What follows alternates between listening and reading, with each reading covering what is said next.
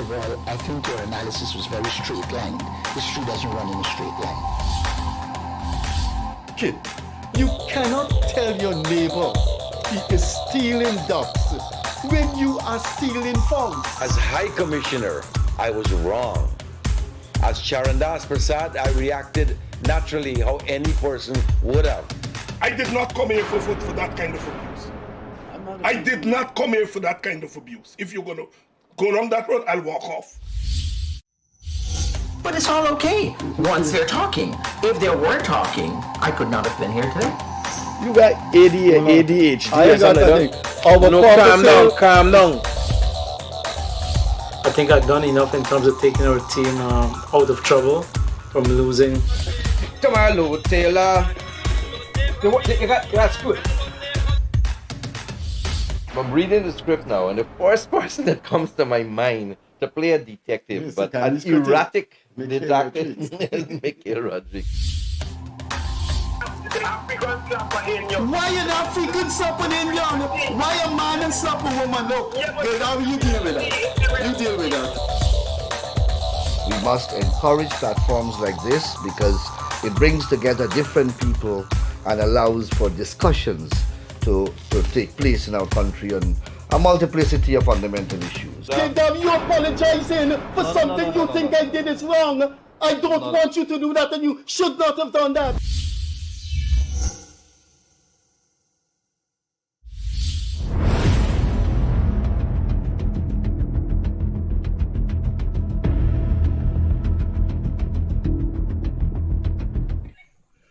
Hi there, welcome to the Gildarie Freddie Kissoon show. We have completed 17 months of this program on Wednesday, and we thank you for your patronage. This evening we've had two announcements. Leonard Gildarie got caught up in his work and would not be here this evening, but he assured us that we will be here on Monday. One of our guests, Dharamkumar Seeraj, has not turned up. This is the second time in 2 weeks Mr. Seeraj has done that to us. Unfortunately, I mean, if it happened one time, it's okay, but the second time, but Mr. Seeraj has not turned up. So our other two guests are PPP Member of Parliament for Region 9, Alister Charlie, and the General Secretary of one of Guyana's oldest trade union, the CCW. This evening, we're going to ask the two gentlemen to give their views on the Venezuelan crisis, speak to Guyanese people, reassure them, especially in the light of the verdict of the International Commission of Jurists, the World Court, that favored Guyana today. We are going to open the lines at 9:30 because there are some things to be discussed with you. There is a very infamous column written by a man called G.H.K. Lal, which no citizen facing an unjust invasion from another country should write that kind of thing. It may be treasonable, or if not, it borders on treason. We will read the letter for you and then ask you at 9:30 to call in and give us your views on what Mr. G.H.K. Lal has written. I don't think anyone in Guyana in this crisis would have written something like that. When you read the letter, you'll see how shocking and appalling it is. Now, everything that I have read on the Venezuelan crisis from scholars over the years, from scholars over the week, have indicated to us that there'll be no invasion, that Maduro has planned this referendum for his own problems at home. He is facing election defeat, and something miraculous has to happen for Maduro to win a majority in next year's election. So most people seem to think, not all of the international relations experts seem to think that he is bluffing and there'll be no invasion. Our task this evening and our task before since this referendum started is to reassure Guyanese that they should go about their business and just go about your business. There'll be no invasion in Guyana. And the International Commission of Jewish, the World Court, has ruled that Guyana's sovereignty is intact. That is the World Court of the United Nations, and it would be unthinkable for a small power like Venezuela to defy the World Court, and the big powers allow that to happen. The Americans would not allow that. The British would not allow that. The Brazilians would not allow that. EU would not allow that, and the United Nations would not allow that. So, Mr. Seeraj has turned up. Could you just pull the chair there? Well, Mr. Seeraj has finally showed up. So, you will see the landline on the screen and the WhatsApp number. You can call those two numbers to discuss what Mr. G.H.K. Lal has written, to discuss the World Court, and to assure Guyanese people that after Sunday, there'll be no invasion of Guyana. So, without further ado, welcome to our panelist, the General Secretary of the CCW, Mr. Sherwood Clarke. Mr. Clarke, thanks for taking your time for being here this evening. PPP parliamentarian for Region 9. He has been a parliamentarian since 2015. Alister Charlie. Mr. Charlie, thanks a lot, and you'll tell us what the Amerindians are thinking. And Dharamkumar Seeraj has been here twice. Last week he couldn't make it. Now we thought he couldn't make it, but he has. Thanks for being here. Because I'm late, you won't shake my hand. Yeah. So let's go alphabetically, as we always do when there is more than one guest. We'll start with Mr. Clarke, then no, CH is before CL, so we have to start with Parliamentarian Charlie, then Mr. Clarke, then Seeraj. So, Mr. Charlie, how are the Amerindians reacting to this nonsense Maduro? Because I know you live in Region 9 and that's your area of operation. Thank you very much, Freddie, for the opportunity, and thank you for the question. Earlier today, after the ICJ ruled in favor of Guyana, Amerindians across Region 9 took to social media to express their gratitude, because they too, like other Guyanese, were concerned. So some sort of breath of sigh was felt today. But across the region, our Amerindians are standing in solidarity with every Guyanese, because affirming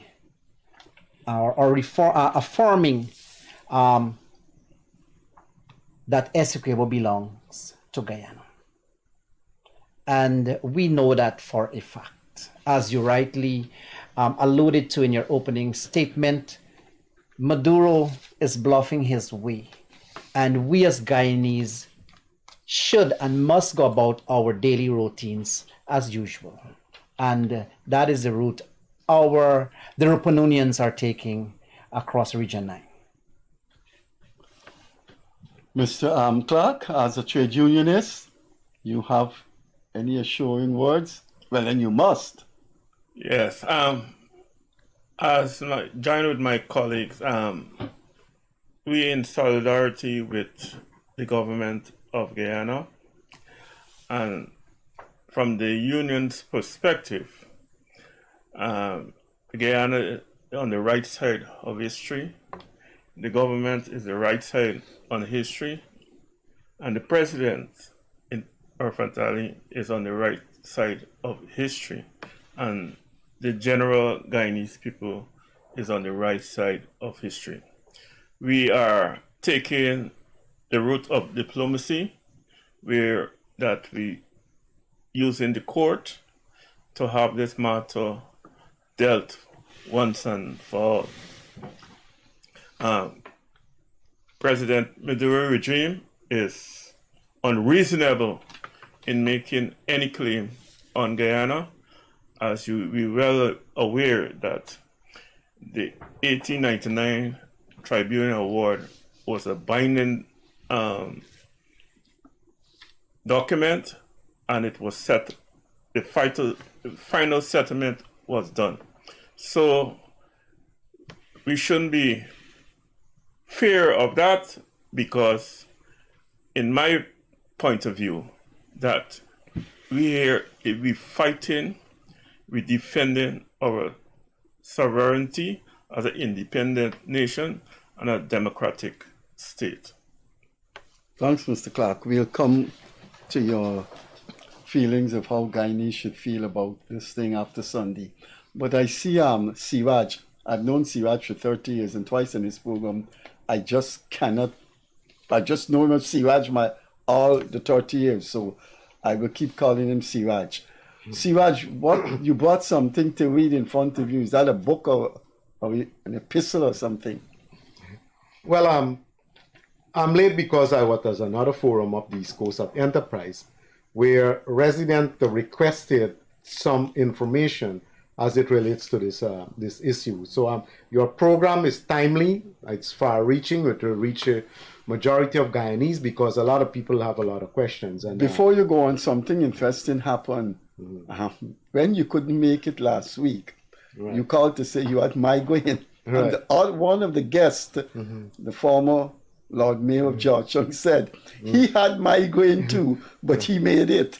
But he wasn't in Barbies the whole day in the hot sun. So I'm sorry about that. I would have loved to be here. You know, I always enjoy your program. I thought you won't come in. You were late, man. I am late because, you know... Migraine? No. Back in the days... You have no migraine. I'm definite about that. You know, used to take 30 minutes from Georgetown to King Grove. You know, I'm coming from Enterprise and it took me 45 minutes. Yeah, with all the traffic. Yeah, traffic and the traffic lights and all of that. So, you know, we had a very good meeting at Enterprise. Informal discussion with people of Guyana, the residents. Ordinary people wants to know what is going on. They're a little bit uneasy. They're looking at social media. And, you know, we have to use this platform to inform our people that official outlets for news should be followed. Not Facebook things. You know, news from the television, news from the newspapers. These are the things we have to follow. We have to follow the statement from government, from the Guyana Defense Force, from the Guyana Police Force, and not all these nonsense that is going on Facebook. People cutting off people's head, skinning them alive, and all this kind of thing. You know, it's creating hysteria, and it's all geared towards sensationalism and all of that. So we have to be sober. This is a serious matter. For over 100 years now, Venezuela has been, from time to time, raising this issue. And although for us here in Guyana, we thought that the 1899 Tribunal Award would have settled the matter, Venezuela still continue, and that is why it led to the Geneva Agreement in 1966. And at that time, we were still under British rule, a colonial power. And it's only after we gained independence we would have become party to that agreement. But the fact of the matter is that in the 1890s, the United States of America was behind Venezuela. They wanted to go to war with Great Britain over Essequibo. And Great Britain, of course, Guyana at that time was a colony of Great Britain. And now the table have sort of shifted. But 1899 should have settled everything. But Venezuela continued to make issues about it. Then the Geneva Agreement of 1966, where Venezuela took part, they got what they wanted. They are on record of saying that, listen, what is it that we set out to achieve, we have achieved. So everyone thought that that would have been settled also. And then every time it would appear that there are social issues boiling up in Venezuela, they start to raise this border controversy. So for us here in Guyana, I think, as your fellow panelists had said, we have taken the right approach. You know, Venezuela would have become an independent state since 1811. They're 212 years old. The United States was 1776, 4th of July, 247 years old. We're an infant in comparison. We're just 57 years old. but we will not be bullied. And Venezuela, up to the time of Chavez, would have been a close ally of the US. And Venezuela would have even been used, and Freddie would know a lot about this, during the period of Cherry and Burnham, when there were talks about, Guyana moving towards socialism and all of that. Venezuela was right, the US was right across the border, looking in from what is Guyana is doing and all of that.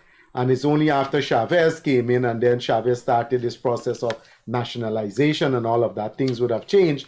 And Exxon was an operator in the oil sector in Venezuela during that period, and they suffered tremendous losses due to the nationalization. So after that, this 1966 issue, after the Geneva Agreement came up, again, it was referred to the International Court of Justice. We're all signatories of the International Court of Justice. And whilst Venezuela, and they rightfully claim so in a communique only an hour and a half ago, that the International Court of Justice cannot pronounce on their referendum, what they do is their internal affairs. However, the outcome of the referendum, if it clashes with the pronouncement of the ICJ, well, then that becomes an issue for the ICJ and all countries that are signatory.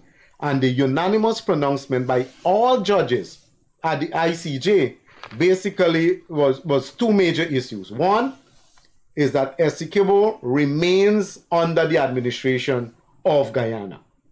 And two, if neither country, Guyana or Venezuela, should take any step to change the status quo.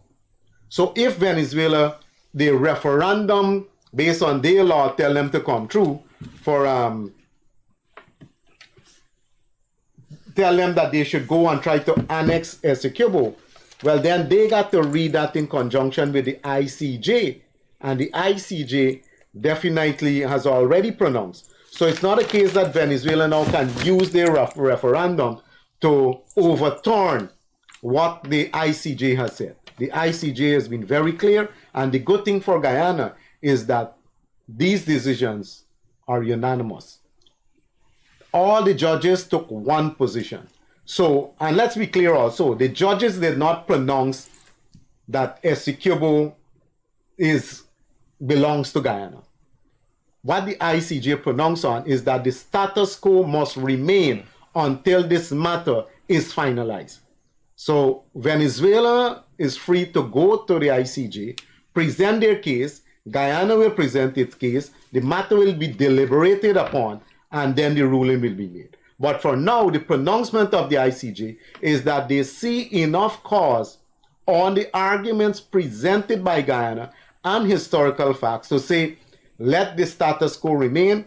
Guyana must continue to administer Essequibo. Venezuela, you stay west of the border, and neither country is to take any steps or make any move that will in any way prejudice the outcome of the hearing. So we're happy for that. What is that you have in front of you, though? I asked you that just now. Well, these are some notes I made whilst I was at the meeting. That photocopy thing. This document here is a briefing on the situation. So I can make it available to you. That basically Essequibo belongs to Guyana. Correct. So it gives some historical background to... It's a Ministry of Foreign Affairs communique. Oh, I thought you had bought something to read. No, I'm not going to read. I just, it's a briefing note that has been presented for, for persons who are talking about the matter to be informed. You speak from an informed base so that you know what you're talking about and you know what will be the result of these discussions at the ICJ and at other fora. It has nothing to do with the former me and his migraine. Okay. We are going to open the lines around 9:20 earlier, and the numbers will be on the screen. So for our operator, we have the landline. The operator has one of the WhatsApp number, and here is another WhatsApp number that I will ask our operator to take note of. 647-4397. So those are 2 WhatsApp numbers you can call on. And then we have the landline. What's it again? It will be on the screen. I can't. 647-4397. Plus you have the other WhatsApp number.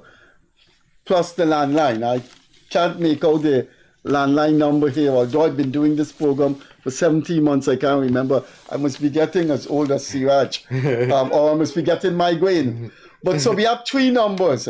We'll open the line and you can call us.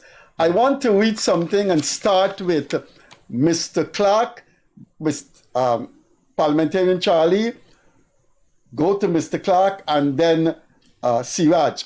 I want them to give us, the viewers, their opinion on this article written by a man called G.H.K. Lal. I don't think anyone should write this when a country is facing an unjust invasion. Not that we're the aggressor, but you would expect every citizen to tell other citizens that Maduro is a bluff, he's a dictator, and nothing will happen. The international community is saying that there'll be no invasion. The international relations expert, if you read the Miami Herald, one of the guys from Venezuela is saying it's an internal political ploy by Maduro.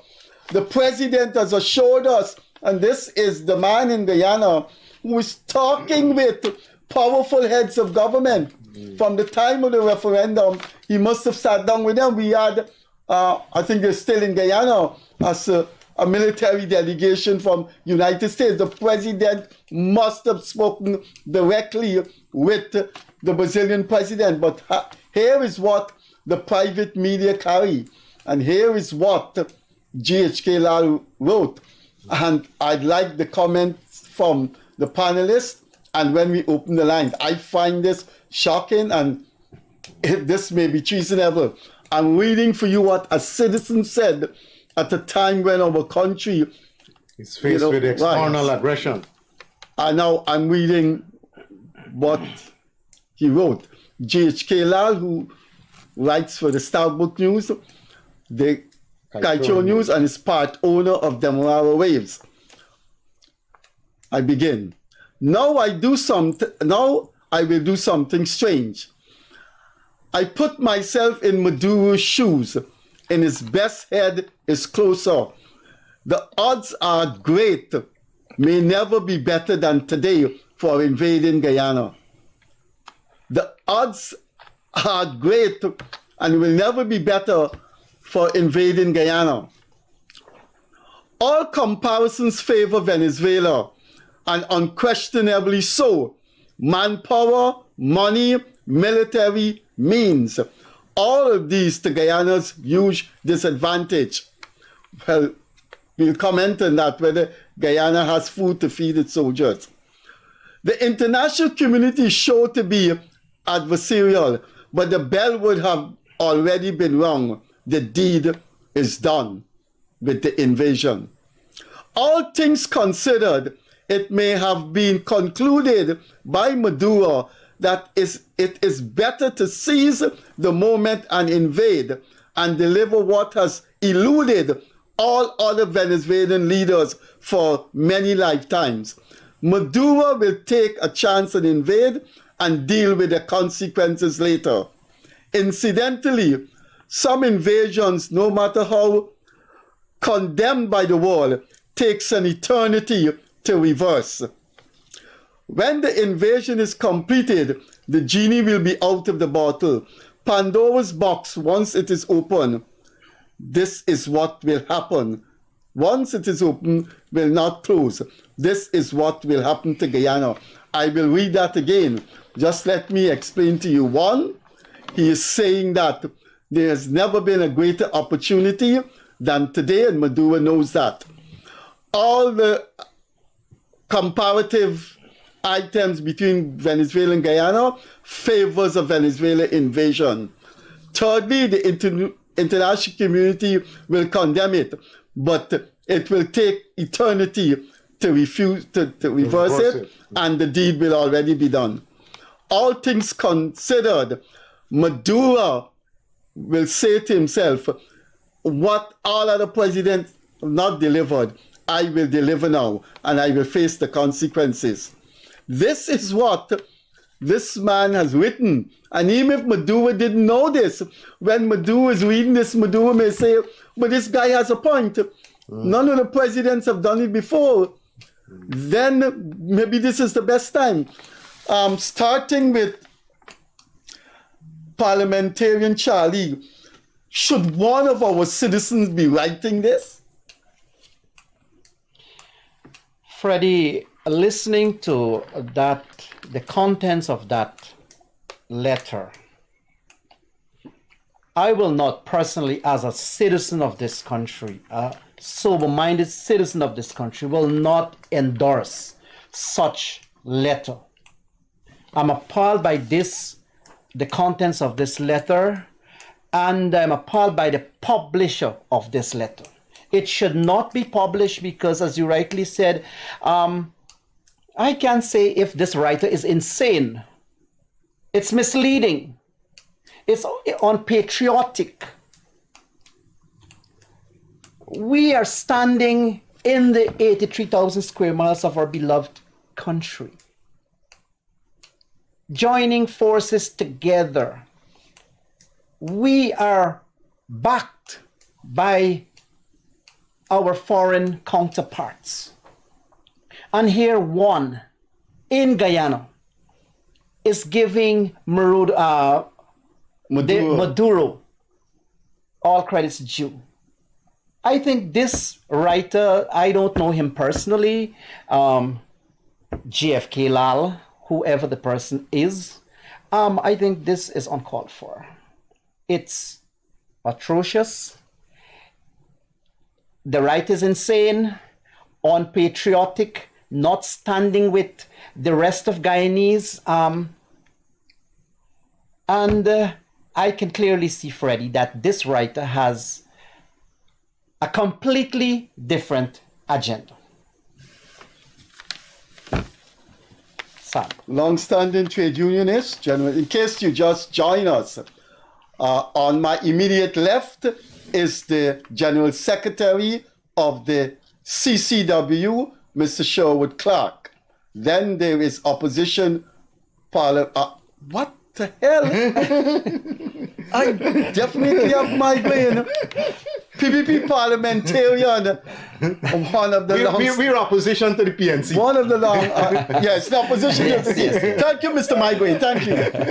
PPP parliamentarian Alister Charlie from Region 9, and young boy since 14, one of the longest card-bearing member of the People's Progressive Party, Member of Parliament Dharamkumar Seeraj, and I've been told since his name was in the advertisement this morning for this program that there may be an announcement soon of him being named the Minister of Local Government. But that I got 2 calls about that when his name appeared to be on this program. Seeraj, you want me to read this? Get me into trouble. Get you into trouble with what? Go ahead. No, I got 2 calls saying that hey, Seeraj is on the program. You're gonna be bringing him back soon as Minister of Local Government. That is what 2 persons said to me, including someone from an East Coast Hindu temple. I don't want to call her name. Okay. But apparently she knows you well. Her father is a big rice farmer. I don't know where she got that information from. Or maybe you don't want to tell us what. Or maybe it's wishful thinking. You want me to read this letter by GHK Lal published in the private media? No, I pretty much get the gist of it. So this man is saying that there will be an invasion. And he's writing it to say Maduro knows that there won't be a better time. Right. So but you don't tell Maduro, you don't write and tell Maduro that. Well, first of all, Fred, GHK Lal came back into this country recently. So he's not like you, or Charlie, or Comrade Deere, and me. We're here, we stuck it out. G.H.K. Lal was busy making money on Wall Street, making his fortune outside of these territories. When things got good, he came back here, right? And then he sought to position himself in the area of influence and all of that. He was a chairman, I was told, of the Guyana Gold Board. And under his... Be careful. Yeah. I know there have been things said. I don't want that man to sue us. Yeah. He's going to sue the four of us and the company TBN. No, this is... just be careful. No, he's Just be there. careful. And I saw also in the public media that under his tenure, I think was, and I will quote, Joel Bagwan then said that under his tenure, the Gold Board lost a lot of money through different means, paying for this and paying for that. So we're in the area of fair comment so far. Right. So I'm not going to say anything libelous. I mean, everyone is entitled to his opinion. But I question the sincerity of someone who purported to be Guyanese, writing as the way G.H.K. Lal would have written, saying that he almost enticing Maduro to grasp this opportunity and come and invade Guyana. So that can be treasonous. Is that you? I would like to think he's going to get into trouble for this. Right. So he's going to, whether people will need to examine that or whatever is the context. But if you're thinking and then you're writing, and there must be a difference between what you're thinking and when you're writing, because you're writing for public consumption. You're writing to express an opinion, and you must be responsible for that. Freedom of expression doesn't mean that you're going to spill any nonsense out there. You also, that freedom of expression comes with a responsibility to do what is right. Expressing an opinion, and this is a charged moment in our history. You're facing the threat of a possible invasion, and someone within your ranks is writing to tell Maduro, so listen, this is the best time. Didn't say anything about the ICJ. Didn't say anything about diplomacy. Didn't say anything about the international community. Didn't say anything about 1899. Didn't say anything about the Geneva Agreement. But just jump in to say, listen, Guyana is weak, you have military might, you're across the border, come in and take over. You know, Maduro advisors them could not put it better. So this should not, this totally unpatriotic, and G.H.K. Lal dual citizenship is showing here, because when things start to get rough here, he's going to abandon these shores and go again like he did back in the 70s or whenever it is that he left these shores, and only came back when things got good. So there are some critical issues that needs to be addressed in what he wrote there, and to say that these things are, and like I mentioned it, first of all, Venezuela is a signatory to the ICJ, as is Guyana. This matter was in the remit of the courts, time memorial, and was deliberated upon. There is an appeal process. You're not happy with it, you go through that. Whenever the court pronounces, you abide by it. Not to abide by it makes you a rogue state. If you become a rogue state, then the institution that has membership owes it upon itself to react to that. So now if you don't abide by the ruling of the ICJ, then members of the ICJ can take action against you. Right? Now you can determine, Venezuela can determine, take the decision whether they want to become a rogue state or not. But if they do decide not to, and I think someone asked about Venezuela's response to the ruling. Venezuela's response was this: listen, ICJ has no jurisdiction over the referendum. It's an internal matter.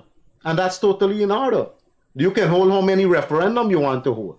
That's totally in order, provided that the decisions arrived at by the International Court of Justice is not violated by Venezuela based on any outcome of any referendum.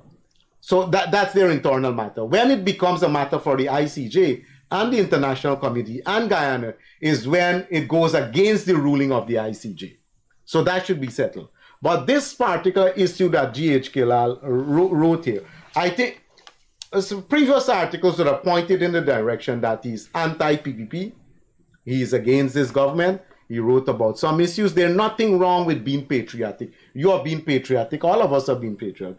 We call it as we see it sometimes. Sometimes it's for the government. Sometimes it's against the government. It's our opinion, bearing in mind that the overarching responsibility that we all have is for our country's development. This is not for country's development. This is going against patriotism, nationalism, and calling, almost giving support to an external hostile force to come into your country. Now, you cannot be a Guyanese when you're articulating such a position. You got to be something else. Mr. Clarke, when the head of the army and the head of the police and the minister, the attorney general read this, what are they going to say?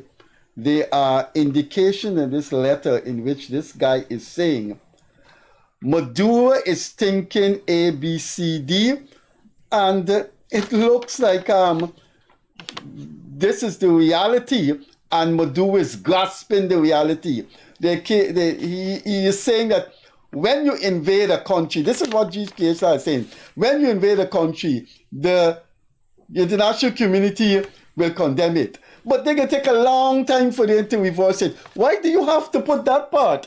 You could say when you invade a country, the international community will not accept it. But then he went on to say something that gives the Venezuelan military and government a thinking. When you invade a country, the international community may not like it, but it will take eternity to reverse it. So when Maduro reads this, Maduro is saying, but the man got a point here. When we invade, we can hear all kind of noise, but they can take another 5 million years to reverse that. Mr. Clarke, I mean, how could any Guyanese? We haven't threatened anybody. We are being threatened. Yeah. You would think he would say, well, Maduro's thinking, if he's thinking like this, he's a madman. If he thinks the international community will accept that, then he has another thing coming. That is what patriotism will force on you to write. This is going to get Mr. Lal in trouble. Well, they said the mental health is on the rise. I think it shows a true picture. But first, I would distance myself from the letter. Not only saying invasion unexecutable, but the whole 83,000 square mile of Guyana. I don't think that would happen, and the Guyana allies would not, under no circumstances, agree to that. So definitely, Mr. Lal is insane in how he structured his letter, and we should all condemn this letter. Do you think this will be studied by the police and the and members of the government? There are areas that are very, very disturbing. Yeah. Well, I think that the contents is already under consideration by different forces. Oh, you know that? So there's these to see what is it that whether there have been breaches of the accepted norms of expressing an opinion, and to what extent it is freedom of expression, and to what extent it is breaking the law. So, like I said, freedom of expression comes with a responsibility, and that responsibility is that you should not be breaking any law. But clearly, it is a case of whereby the writer himself is expressing a view as to almost wishing for this to happen based on the extract that you have read. In other words, you can read the Freudian mind at work here. Yeah. Let me ask all the three of you. You're the guest, so I have to shut up and just ask the question and you expound. But I believe one of the most tragic mistake a human can make is when you confuse a country for a government you don't like, that is going to lead you into psychological destruction and lead you into legal. If you don't like the PNC, if you don't like the PPP, the University of Guyana, Regent Street, the Botanical Garden belong to Guyana, not the PPP or the PNC. When the PPP and PNC fight, Monrepo will still be Guyana. The bandstand at the Seawall will still be Guyanese property, political part. And I think the mistake this guy made, because he's very, very insanely hostile to the PPP. It has to I think one of the things that happen to people when government changes and they lose their job, I think there's an extreme bitterness. He was chairman of the Gold Board. Obviously, the government came into power in August 2020. He had to go. And but what I would say with this letter, it's a Freudian exchange of dislike for government and extended to country. This, as Seeraj said, he may no more than us. He's a member of parliament. He's close to certain dimension that I don't know, but this may be under consideration by the police. What you guys? Well, Freddie, like I said, that the opposition to the current government is the PNC, APNUM. And they went with the PPP to parliament along with this joiner parties. And they all read from the same script. They are the official opposition. And they decide that, listen, on this issue, we are one. Cherry Jagan did that too when he was in opposition, when he gave critical support. Some of the membership of the PPP didn't like it, but at the end of the day, Cherry said this is a national issue. We don't like the regime. They rig the elections. They do all kind of wickedness, but this is our border. Right? There's a role for the opposition to support whichever government, fraudulent or otherwise. So when we went to the parliament, I think was the 6th of November, the official opposition gave full support to the government on the border issue. I don't know who the writer is opposed to. He seems to be opposed to country. And if he's opposed to country, he shouldn't even be in this country. Right? Because you cannot be if the official opposition who's opposed to the PPP and opposed to the government gives support to the government on this matter of sovereignty, then who is... The opposition leader criticized the Barbadian Prime Minister for not coming out more in favor of Guyana. Exactly. And you have someone here now who is writing in a tone seeming to suggest that, listen, the time is ripe for Maduro to come in, all things considered. Right? And they're for the invasion. I mean, I think looking at the situation domestically in Venezuela, Maduro needs a distraction going into the elections next year. This border issue offers a distraction that is seeking to unite the people of Venezuela around an issue that has nothing to do with their misery locally there. Right? So he's jumping on that. I think it's going to backfire because the biggest opposition in Venezuela, they're right wing, and they're now talking against the referendum and talking about against what the referendum is seeking to do. So if Maduro is trying to outfox and outplay the opposition, that is going to backfire on him. Because definitely the opposition in Venezuela is going to take a position aligned with that of the partners and allies of Guyana. And in this instance, for the Punta, with the nationalization of all the assets of Exxon and all of that, and Exxon moved this way. They're not going to sit back and allow that to happen. So I think that the right-wing opposition in Venezuela is going to call on their supporters to boycott this referendum And right now, I think Chavez agents are busy on the ground trying to get even children. Maduro agents are busy on the ground trying to get people to come out to the referendum. Because I think now, generally speaking, the Venezuelan people are beginning to see what's happening, especially when sections of the opposition start talking against the referendum and say this is nonsense. This is Maduro trying to wiggle his way out of critical domestic issues, trying to find a scapegoat to divert attention and then to go into the polls. So I think he's going to face a lot of heat from that opposition in Venezuela. If you just join us, our panel is discussing Venezuela, looking also at the victory, well, to use a more sober term, looking at the decision by the ICJ that Guyana's sovereignty should be respected and accepted by Venezuela until the World Court decides.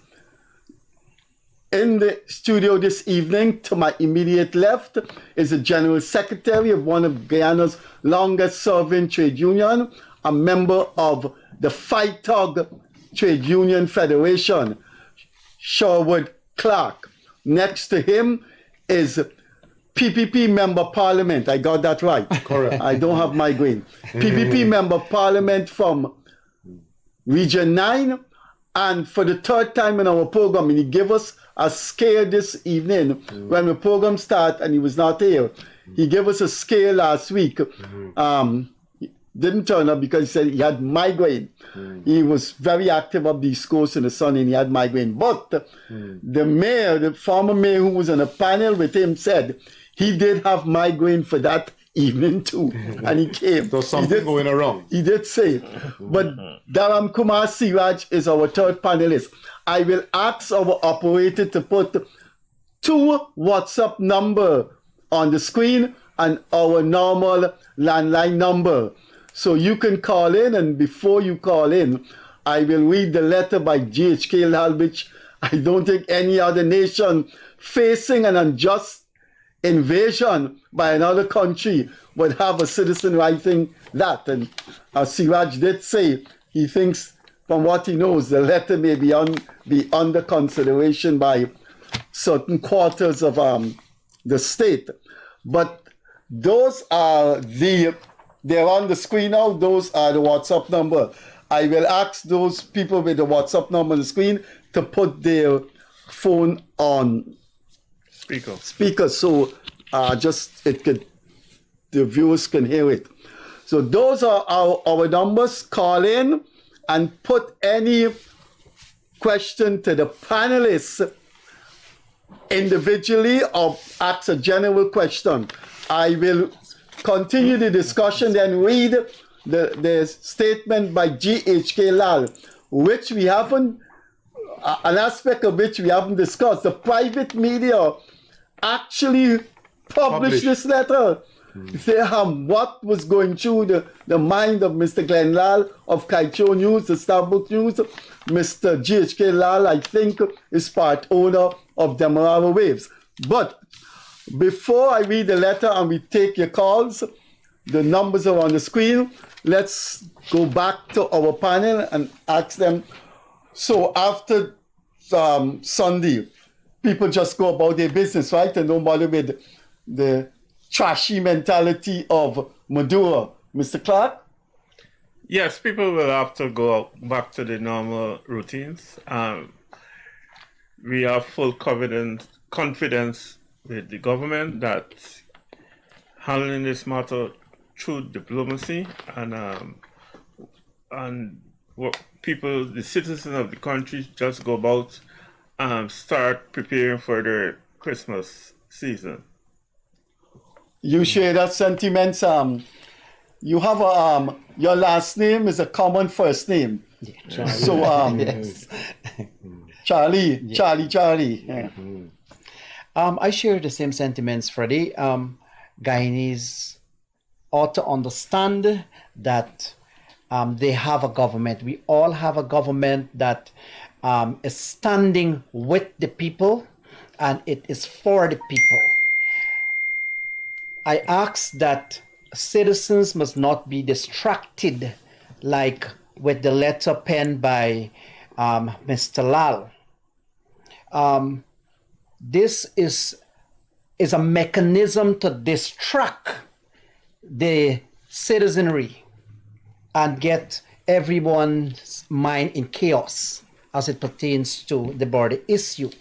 As I said before, the ICJ already ruled in Guyana's favor, and we understand, we accept that Guyanese must and should go about their daily routines. The festive season is on, and go about doing your routine.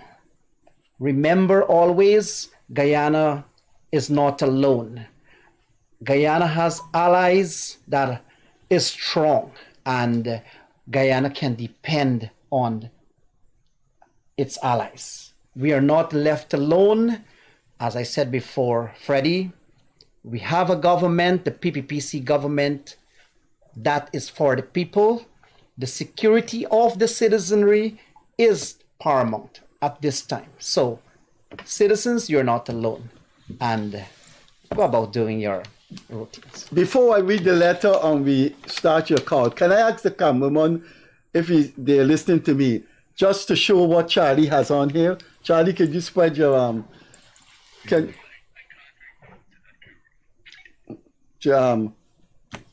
did you see that? Essequibo belonged to Guyana. And that's the proper map. That's the proper. Yes. Right. We'll open the lines just now. I have to read this letter and ask you, what do you think of the media publishing this at this time? But Seeraj, so people should just go about their business and start to do their Christmas shopping. I know you're practicing Hindu, so you don't need garlic pork. I eat garlic pork. I eat garlic pork also. Yeah. You'll be making garlic pork? I don't know how to make it, so but that doesn't stop me from indulging it. Yeah, but right. So if you do have home, pass some on to me. You know where. Certainly, but it's whilst we would want to encourage persons to go about their daily lives, I would want to add also that stay tuned to official sources of information. Yeah. Venezuela is going to a referendum on an issue that concerns 2/3 of Guyana. We must know what is going on. And the official channel of information must be the source of our information. And we should treat that only as our only source of information. We don't want our population to be led astray on this matter. We want them to be comfortable in the knowledge that the government is taking all the necessary action, to address all eventualities. Build up, militarization, moving away of troops from the border, all these things are being monitored, right? So everyone has an interest in what is going on. So it's not business as usual, in the sense that you go about your business in a cocoon. In this period of time, you go about your business with your eyes wide open and waiting for information to be told about any consequences and any eventualities. And let people be assured that in the event of whatever happens, they will be told, all of us will be told, as to what is happening and what is it that we're expected to do. Having considered all the options out there and the reaction from different partners, it's giving you a gauge as to what is going to take place. And I found it very interesting that United Airlines, this third largest airline in the world in terms of income, made an announcement yesterday or today that they're going to start operations in Guyana from the 1st of April 2024, right? Now, this is a huge Obviously, airline. they would have done risk analysis. They would examine. They would not have done that. And they would have had something access. happening here. Right. And right. that's a good point. Yeah, that's a US-based airline. Yeah. Now, no businessman is going to make an investment in troubled waters. Right. So these That's things a good are, point. they're giving you an indication as to what is happening out there. Nobody is getting flustered. That does not mean to say that we are not making preparation for eventualities. The Prime Minister, who is now acting president, a former chief of staff, was in Brazil meeting with his counterparts. You yourself mentioned earlier in the program that we had teams from the South Command and the US Defense Force here in Guyana for talks. These things are not without significance. And it tells you what is going on.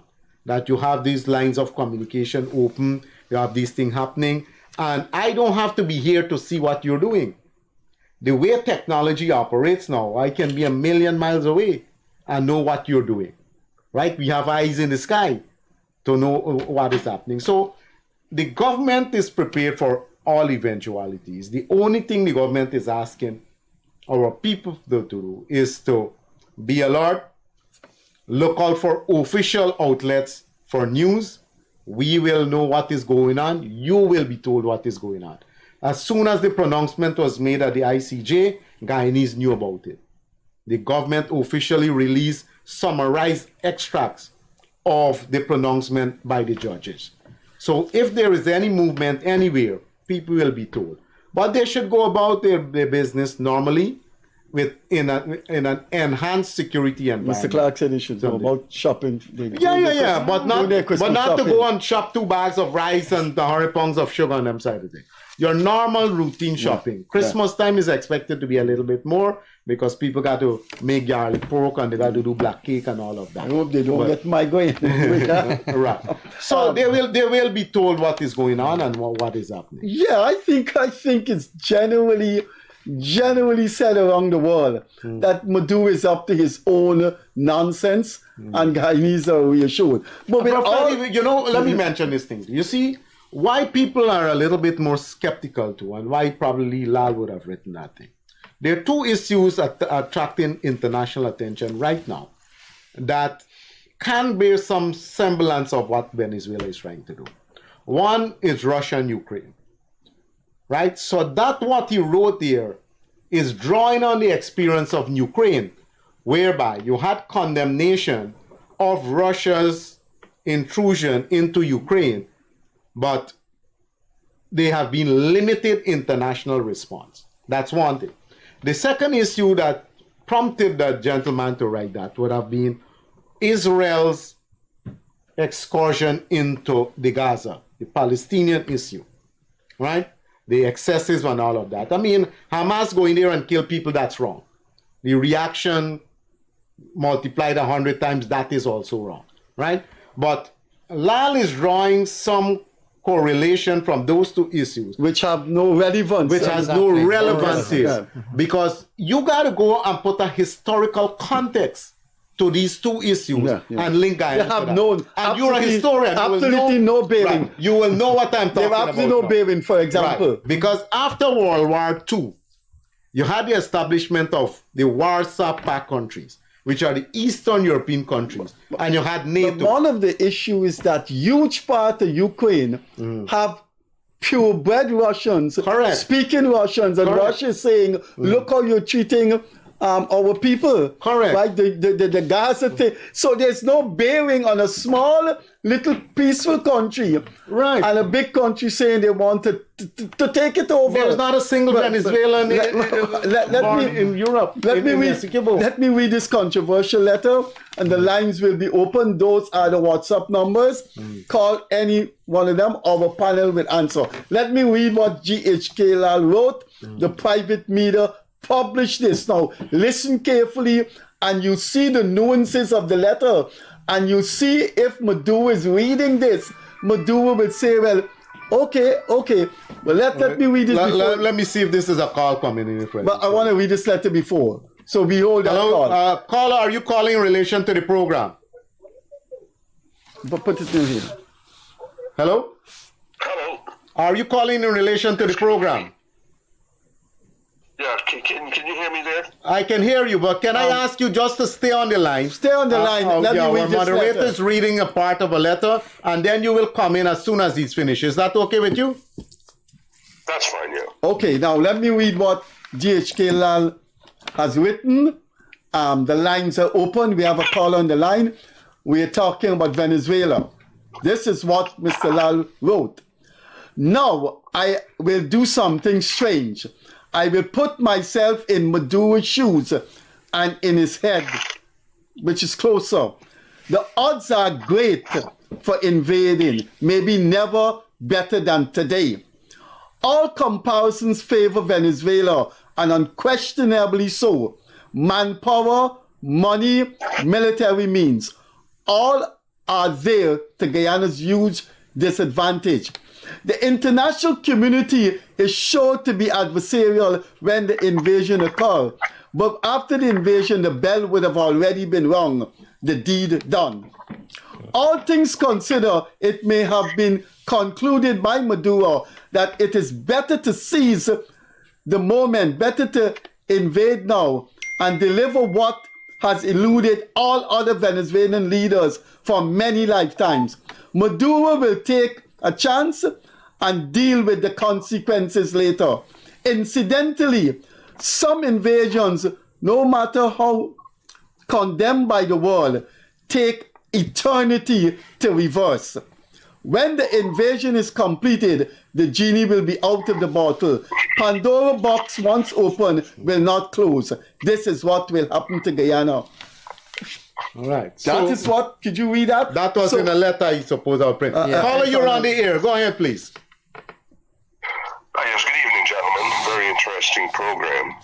My question is, remember the Treaty of Arbitration in 1899, and Venezuela was awarded a bigger portion than they were awarded what they asked for, up to the Orinoco River. Correct. Correct. Now, who governed that area prior to 1899? Was it the Venezuelans or the Brits? The British. The British. So that means they took with them not only the land, but they must have taken some of our population. Well, these are areas that were not populated. They had indigenous people living. That the indigenous communities basically don't recognize boundaries. They move across in the way they live and all of that. And remember, during that period in the 1700 and 1800, you had territories changing hands between the British, the Spanish, the French, and the Dutch. Guyana itself would have had, pass through those hands. And at the time of in the late 1890s, as you said, that the UK would have been in possession. The United States was back in Venezuela at that time, and the US even wanted to go to war back in Venezuela in that period. And it's only through the diplomatic activation of diplomacy they went to the award, which was finalized in 1899, and the boundaries clearly demarcated in 1905. Okay, is that okay, sir? Okay. Yeah, that's okay with me. I was just thinking that, man, our people must have went through quite a shock knowing that big chunk of land was awarded to the Venezuelans. Okay, so nevertheless, we came through it all. I was just wondering, I was just reflecting back if that might have stagnated our population growth, seeing we're only 1 million and Venezuelan is what, 33 million? Okay, sir. Thanks a lot for coming through. You're welcome. But, our lines are open. The WhatsApp numbers are on the screen and the landline. Please call. The gentleman mentioned a point here too. Venezuelans' population would have been phone so you can would have been about 33 million. They're down to about 28 million now. People are abandoning the place. You're not going to keep people in misery unless you put up a let's take this call. Hello? Good evening, Freddie. I suppose Gildarie could make it maybe too crowded. Good night, Mr. Clarke. And good evening to my comrades, the famous comrade Charlie from Region 9, and my senior comrade Dharamkumar Seeraj. Good evening. Good evening. Something that Comrade Seeraj mentioned just now, he mentioned Russia and Ukraine, both of whom are in conflict and both are petroleum producers.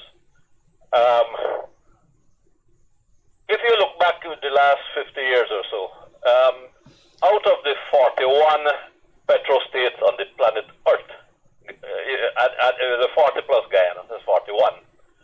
Not too many have been in conflict. You could count them on your fingertips. Libya,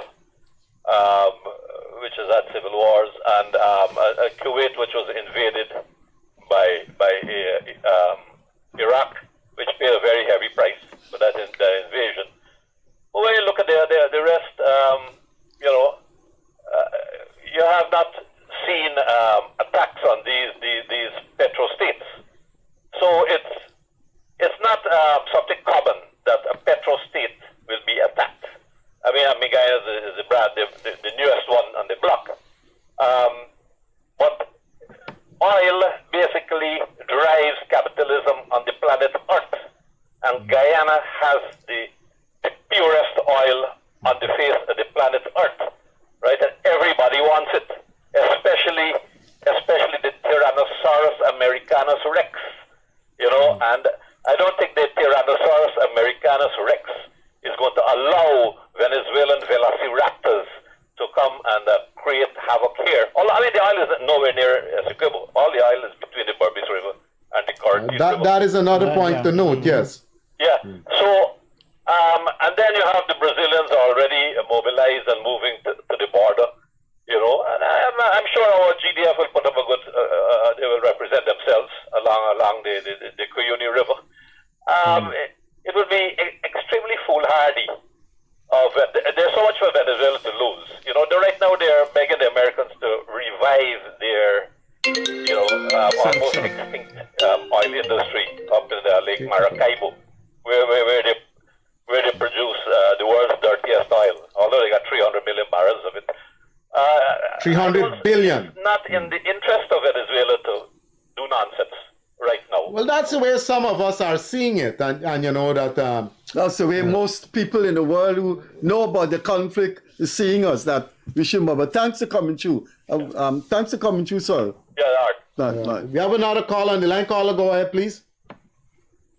Yes, hello? Am I on the line? Yes, correct. Good evening. This is the first time I get this opportunity to call you guys, and I'm amazed of this program. I'm a Guyanese citizen. I left there for the last 40 years, and I'm looking from left to right. I don't know you guys by full name, but I want to tell you something real quickly. I know Maduro personally. This is interesting. I want you guys to listen. Right, go ahead. I know Chavez. Chavez was the president before Maduro, personally. If there would have been any invasion, it would have been Chavez, not Maduro.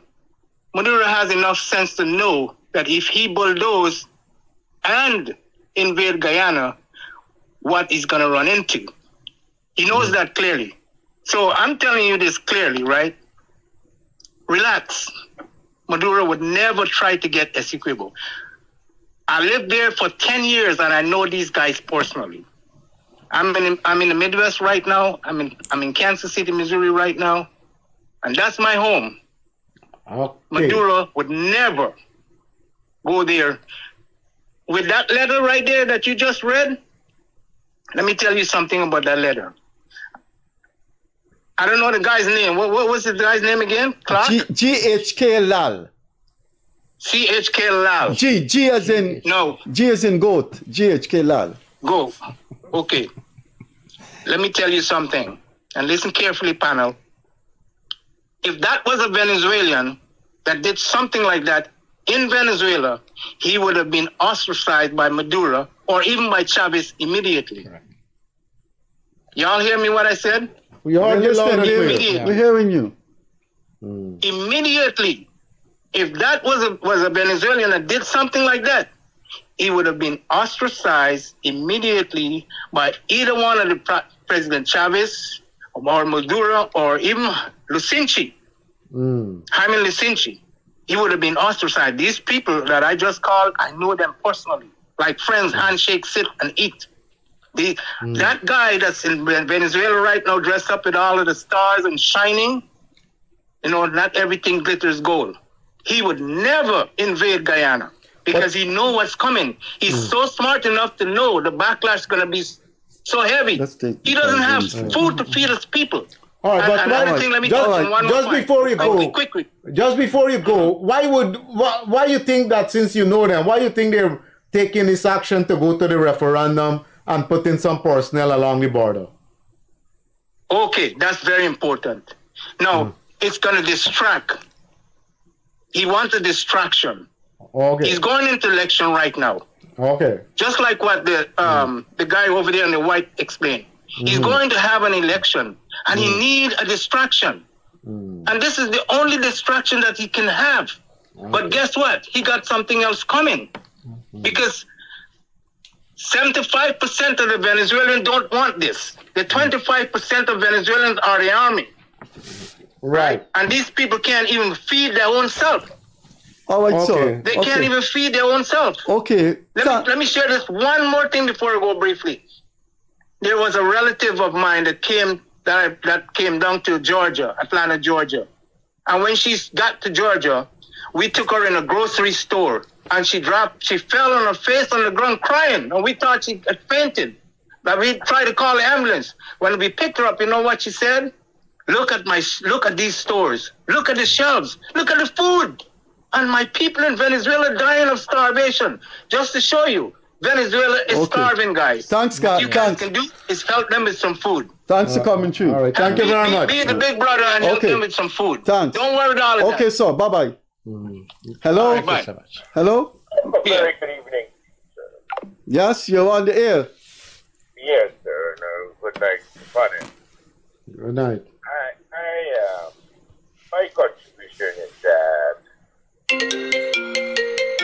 there are a lot going on around the entire world that we could look and take a picture of and past pictures. For instance, we can look at what went on with Iraq and Kuwait. Yeah, so we got a lot of calls coming in. Could you come to the point about the letter the statement we read by G.H.K. Lal and Venezuela? Could you? What I wanted to say. Just get to the point. What I wanted to say is that whatever is going on between Venezuela, inside Venezuela, or what's happening there, it should never affect Guyanese from celebrating the Christmas or celebrating the Republican status or whatever Maduro is planning to do. Let us continue, Guyanese, to celebrate these things full. This is our time. If Maduro come as the Grinch, he can't steal us. He can't steal our Christmas from us. No, he's not a Grinch. All right. Good. All right, caller. Thank you very much. Point taken. Bye-bye. Bye-bye, sir. Your call is still on? No, they hung up. Oh, they hung up. Good. So the point, Freddie, I was saying is that check your phone safe for calls. Right, they're not on silent, so they doesn't. So the inferences that he's drawing on these two international incidents got to be taken in historical context, because Russia did not just jump over the border into Ukraine because they wanted something that Ukraine has, right? Let's go way back to the post-World War II scenario, where you would have several movements by NATO eastward, and Russia keep cautioning them. The situation here with Venezuela and Guyana is totally different. There's even a shred of relevance. Right. And that is why the international community will respond differently to what is happening. And what two of these callers said too, they're reading it the same way at me. One of the callers said, listen, I lived there for 10 years, I know these gentlemen and all of that. It's a distraction. And I mean, if I want to invade a country, am I going to announce it 3 months ahead?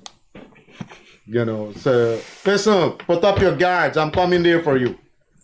You know, so something got to be off here with Maduro. So the way it is coming over is that it's definitely being the maneuvers by Maduro is definitely pointing toward in the direction of creating a distraction to the misery that the people are living in there, and to afford him an opportunity to come good at the elections. The limited concessions that were given and the limited ease of sanctions by the US in terms of Venezuela, especially taking into consideration the joint venture into developing the gas field outside of Trinidad, is based on several agreements. Of course, one of them had to do with releasing political prisoners, allowing people to become candidates, and all of that. So Maduro is very much interested in getting these sanctions to go. America also have that interest because they want democracy to prevail in Caracas. They want to see freer and freer election. They want to see the back of Maduro. So if they're going to push for that, and democracy can be a weapon that they will use, then they're going to push for that. So Maduro is between a rock and a hard place. He cannot continue to survive with these sanctions, and he got to definitely do something to improve his ratings on the domestic front going into that elections next year. But I think one of the thing that the guy mentioned, that he said he knew Maduro and Chavez, is that if this kind of column or statement were put out in Venezuela, and I think in all countries, when an unjust war is being perpetuated on an innocent nation, you don't have citizens writing these kinds of things. No, it's definitely a strong point, and the caller was saying that, and you're making another point there, is that not only Venezuela, almost all countries would not tolerate the tone that is contained in that letter. If you're looking at us, the topic is Venezuela. We have about 10 minutes more to go. There are 2 WhatsApp numbers on the screen. Please call us. And then there is, of course, the landline number. We'll continue our discussion, and when the phone, there's a call? No.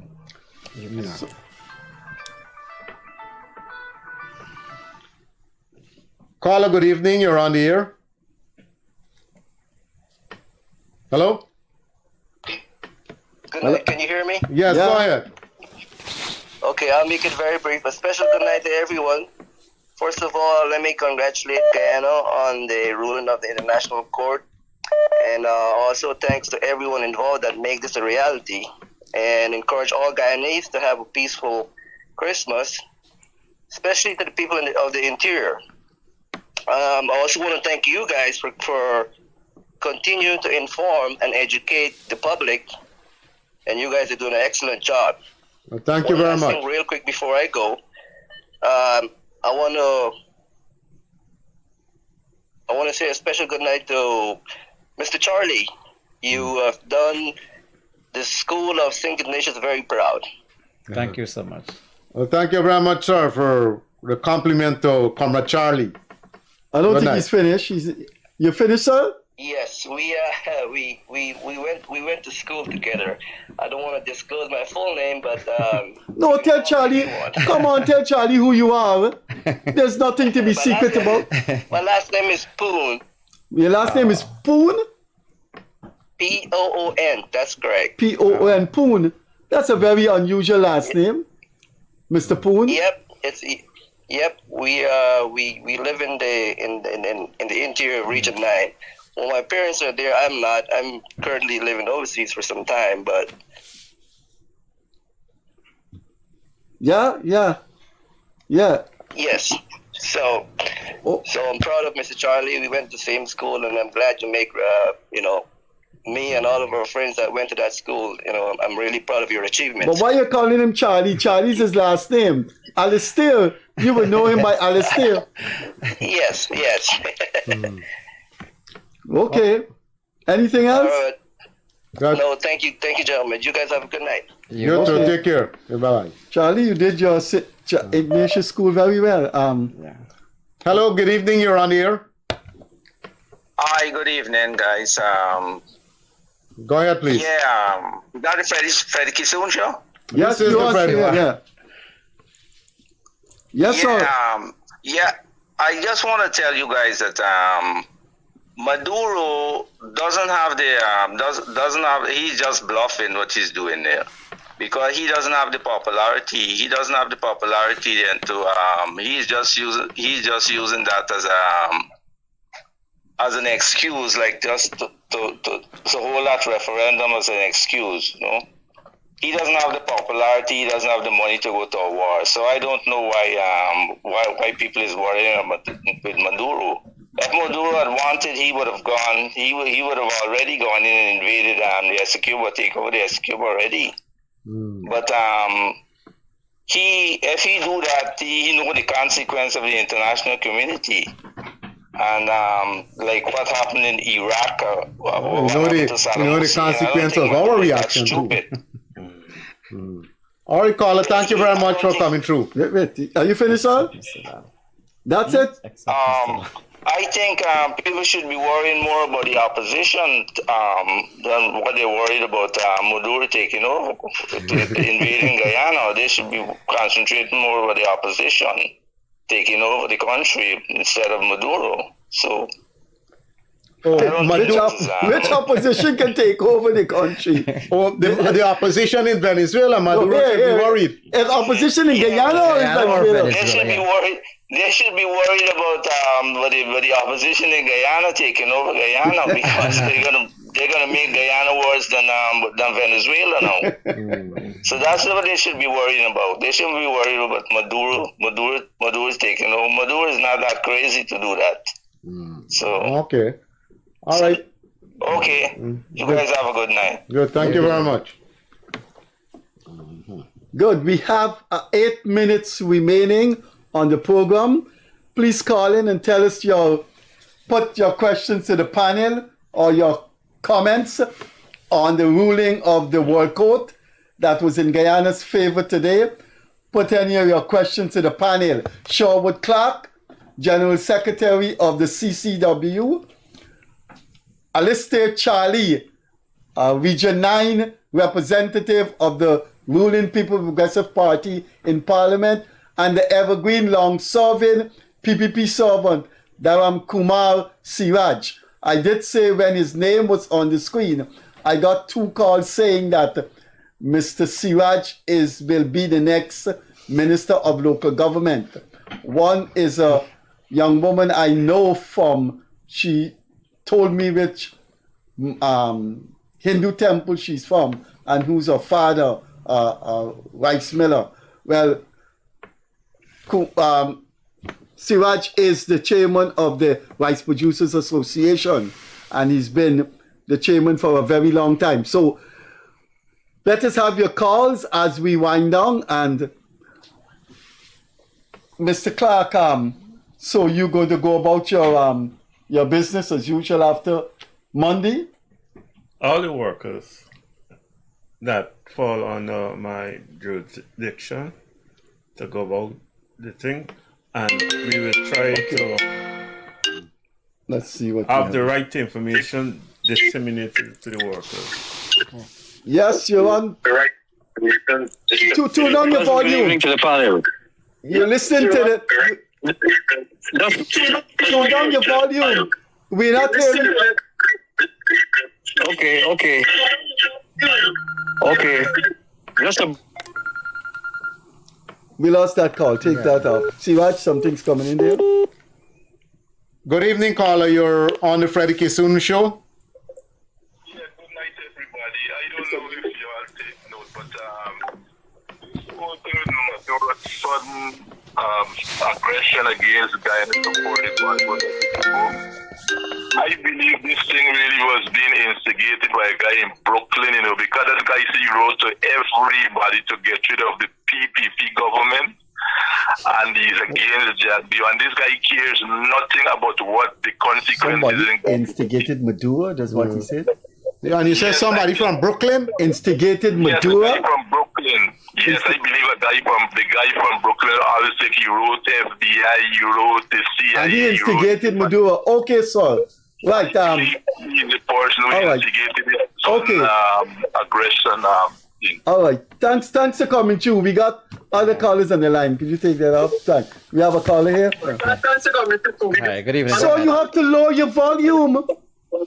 This is the second time. Good evening, sir. So, hello? Yes? Please lower your volume. My contribution is that nobody should support Kaicho News. That's my contribution. Nobody shouldn't support Kaicho News under the circumstances.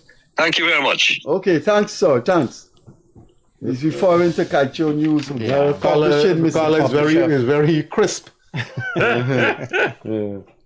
We've got 5 minutes more on the program, so let us know what are your thoughts on the ruling. And as all three of our panelists say, please go about your business after Sunday. But we need to announce that there are countrywide activities of solidarity inside of Guyana and among Guyanese. I think that should be in the news. People will be all across Guyana holding hands and having their Guyanese flags. Is they were called their Seeraj? No. Okay. So we need to remind you that there will be activities all around Guyana on Sunday. I think the government and other organizations are asking people to come out and hold hands, have their flags on their buildings. I know I am going to put my flag. I am sure the people in Region 9 will Alister. I don't know why we're calling him Charlie. Alister. Charlie. Yeah. Alister. Across the hinterland, we have a slew of activities. Well, the major one for the coast, as you said, Freddie, we're asking people to come out at 6 o'clock to stand 1 hour on the southern carriageway of the East Coast Highway to hold hands from Georgetown all the way to Cane Grove, to Mahaika, for 1 hour. So that from 6:30 to 7:30 you're done. And some of these are persons who are organizing. They're going to bring out, treat you to some coffee and some snacks and all of that. But the idea is to come out early, stand up, hold your neighbor hand, and form a chain all the way along the southern carriageway of the East Coast Highway, right down to go all the way down as far as we can. That's the plan for the 3rd. Let's take this call. Hello, good evening. You're on to the Gildarie Freddie Kissoon show. We've got 3 minutes remaining. How are you? Yeah, go ahead. Good. Hello, Freddie. How are you, sir? I'm doing all right. We have 2.5 minutes more to go. Could you make your contribution? Sure. First of all, let me say congratulations to Guyana for having a landmark achievement. It's not a surprise, but this is what was expected. Going on to the nature of the issue for tonight, on the left you have a letter written by G.H.K. Lal, and which smells something of treason. But also, on the other hand, there was another letter which also smells patriotism. He's calling for Monday to be a holiday where the entire Guyana, which is the morning after, should go and visit Essequibo to show their support. How do we view this? Treason versus patriotism. Well, you can't view the patriotism one. That is inherent in every human being. There's nothing to discuss about the other call, which is, as you say, is a patriotic call. That should reside in all of us. He has shown his patriotism by suggesting a national holiday, which of course would have implications for the business community. And you have to you have to consult them before you just suddenly declare a holiday. But I don't think you should juxtapose the two and say what do you think of the two? There isn't one to think about. We should all just be naturally patriotic. The other one we should think about is why someone would want to write and newspapers would want to publish such an attitude to the aggression that Venezuela, is threatening us with. I don't know if you get my point. I do. At the same time, I'm pretty sure GHK is not on Piatred, So but he's not. You sure GHK is not on what? He's not on He's not on Piatred. Patriotic. He's a citizen, yes, of the country still, and pretty sure he has the interest at heart of Guyana, and he's probably trying to bring out all the negativities that we are having, and also the positivities that we are enjoying too. But at the same time, he's a writer, and he's just trying to bring something which all Guyanese should pay attention to, not leaving out anything. Well, I don't know what you're talking about. We're talking about a letter or a column in which the grammar and the semantics are very, very, very clear. And you do not write something like that when your country is facing aggression. I am not too sure if you're familiar with the statements, but some of it are leading in dangerous direction. Aspect of it are telling Guyana and Guyanese that there will be an invasion. There were all kinds of statements, all kinds of attitudes in the letter that you shouldn't be telling people those things. Like, I don't think there's going to be an invasion. Okay. Right. Anything else, sir? No, I just want to wish Guyana all the best, and for passing this, jumping this hurdle tonight. And I'm pretty sure all Guyanese could go to bed tonight with some degree of relief. Thank you, and very Thanks. Very good night to all. Thanks. Bye-bye. We have 1 minute more to go, and I will ask our three panelists to sum up. We would not be able to break their summation by taking calls. So right now, right now, where the operators have to go, we have reached 10 o'clock. So we have to go. Do you have any call to come in? Because sometimes the call come in when we are wrapping up. So let's start the wrapping up with Alister and not Charlie, alphabetically. Charlie, what do you have to say to our people before we go? Freddie, I must say, Guyanese are a people of resilience. We are strong. We know better than the letter writer and the publisher. Like my colleague, a member of parliament, alluded to earlier, we need to focus when we go about our daily routine. Again, I must say, in wrapping up, Guyanese, my fellow Guyanese, you are not alone.